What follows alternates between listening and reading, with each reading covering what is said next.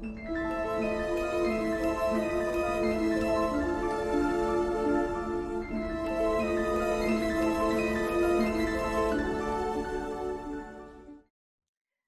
and welcome to the 64 Doors. Today we're going to open door 52. Here we find an archetype that has all to do with concentration, service, and stillness. We're going to explore this archetype from a human design perspective, a gene key perspective, and an I Ching perspective.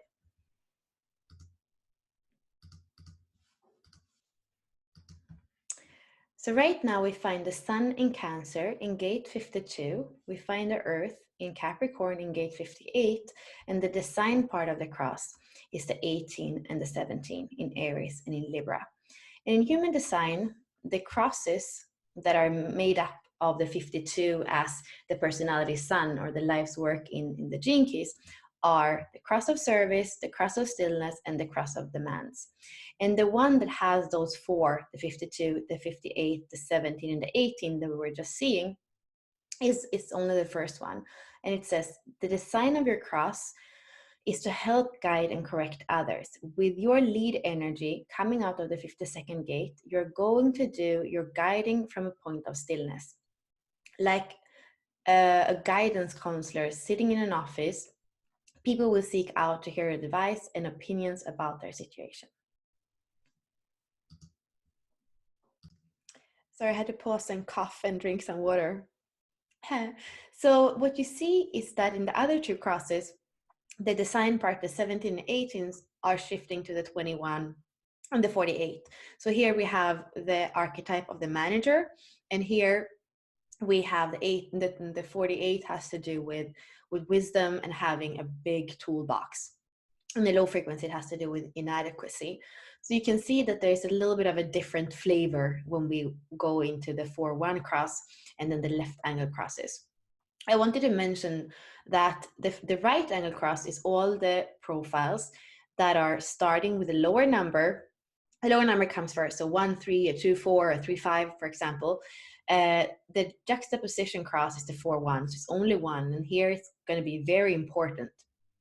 For example, in this case, you would have the 52 as your personality sun, and that is very important because that's going to be basically your fixed faith. So that's stillness, concentration, service, everything that the 52 is, you're here to really respect that. And of course, it's going to be a big warning for you if you have that lower frequency of the 52, which is stress.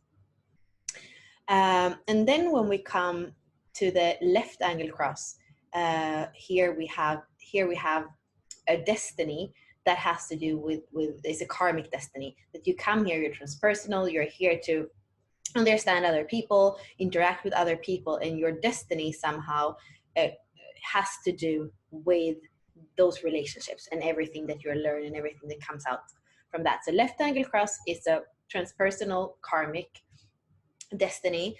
The 4-1, the juxtaposition, it's a fixed fate. So somehow you concentrate on that personality sun, and you're here to be you and do what you love. And the right angle crosses are here to have a destiny that's personal, that you don't really need anybody else. It's about kind of your own self-empowerment and your own discovery for your own sake in this lifetime.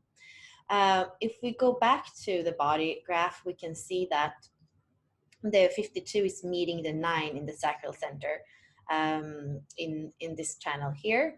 And it says the taming power of the small, the gate of focus, right? And in the circuitry book, it's called the channel of concentration, a design of determination. The ideal of your life is to use your powers of concentration in the service of improving something that will make a difference in the world. And looking at just the 52, people with a deep staying power, as long as they can find the right outlet through which they can be of service. And I feel like an important way of looking at this gate to kind of understand it, because these are just like words, but if we want to have an image, here you see the gate of stillness, keeping stillness as mountain.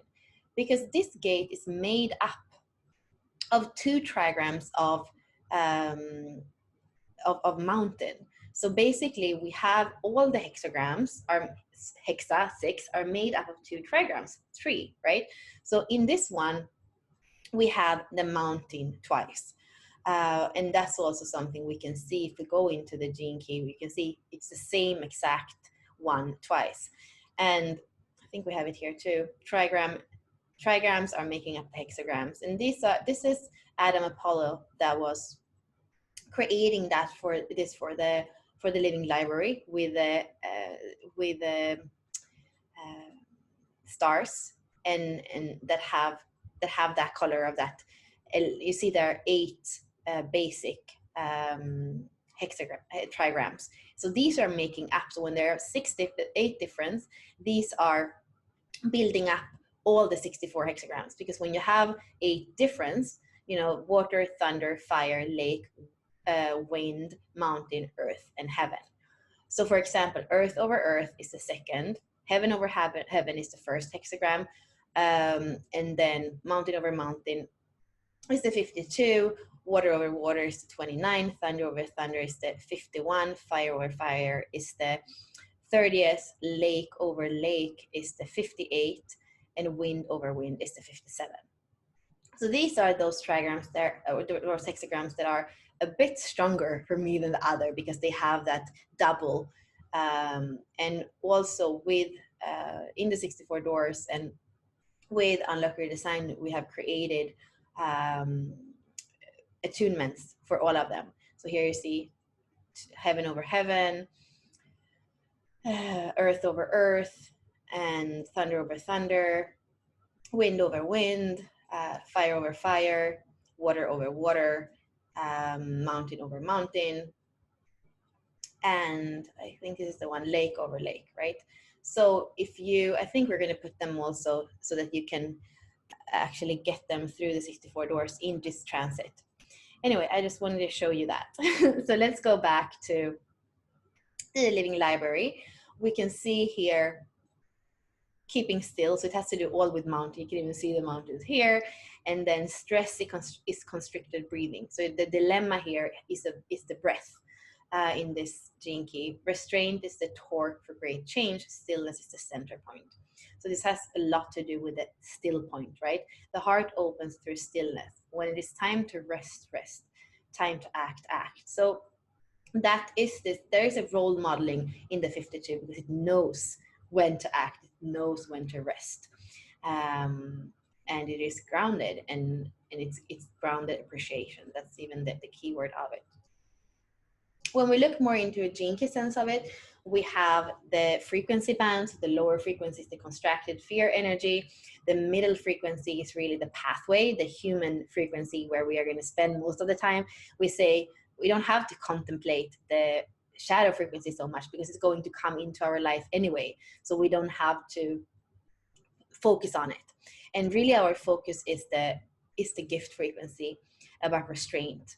And the highest frequencies, in this one, it feels kind of human and simple, but actually stillness is really more like a glimpse. Nothing is really, really still all the time in this realm. Everything is always evolving, and there's always, even in our physical bodies, there's always those processes that are going on.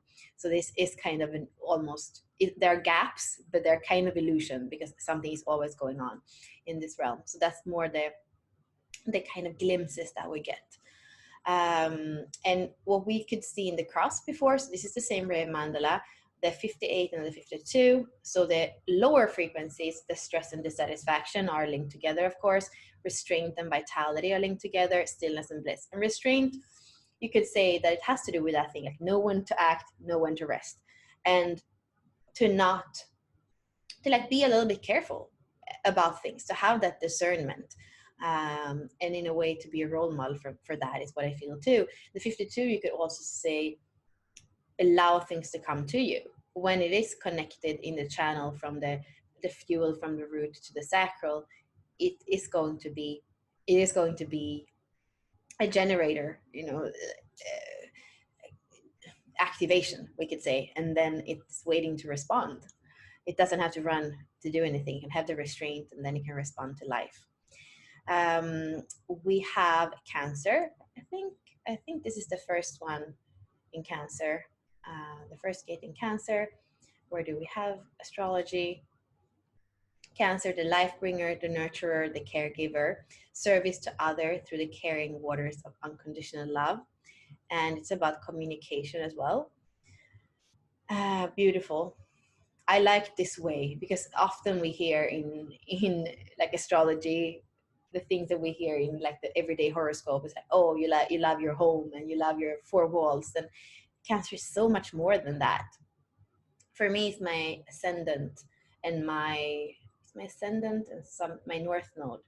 So there is something for me where I'm more and more throughout my life discovering what the quality of Cancer is, and the deep emotional caring truth of Cancer, and learning to appreciate it more and more. When we look at the integral human design, channel of stability. So I kind of like that because focus, concentration, stillness, they kind of all feel the same to me. But here when we see stability, yeah, it's to be grounded in your stillness. And then that is what fuels up that circle center and your response to life. And maybe if you are very focused on something, you're kind of narrow-minded. This is what I can see happen with the first cross, the right hand cross of service. When you both have the 17 and you have the 52, it can go into, instead of being still and kind of being able to zoom in and out, in the low frequency can get stuck on something that is very kind of narrow-minded and focused, instead of being able to have this fluidity between zooming in and zooming out.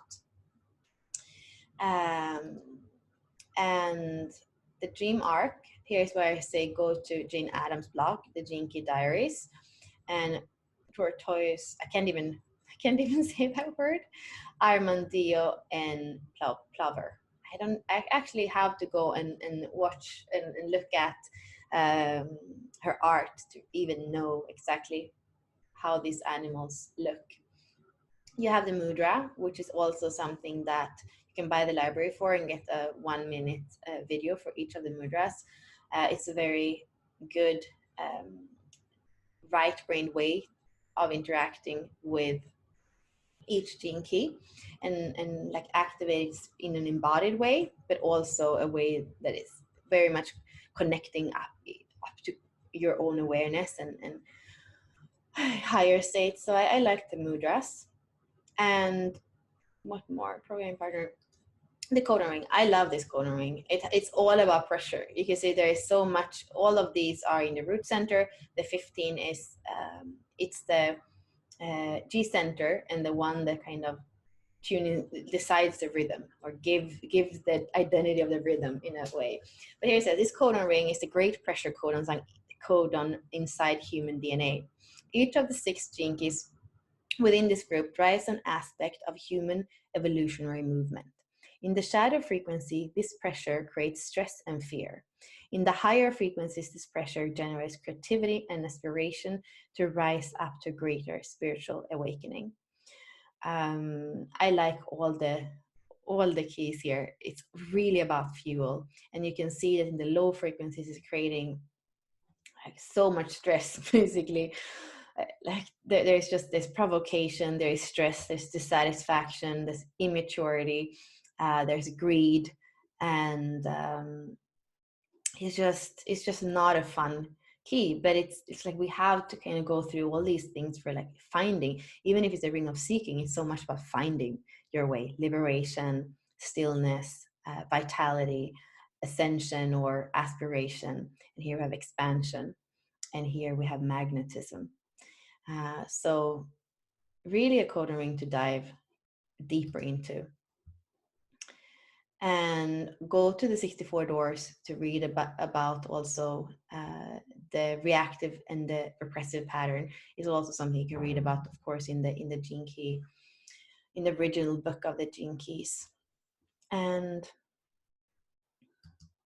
so I'm thinking about this week, I feel like it is a week really about do you have that stability in yourself? Do you have that stillness? Do you have moments where you can find that stillness in yourself? Like, is your life even set up so that you have those moments where you can kind of retreat?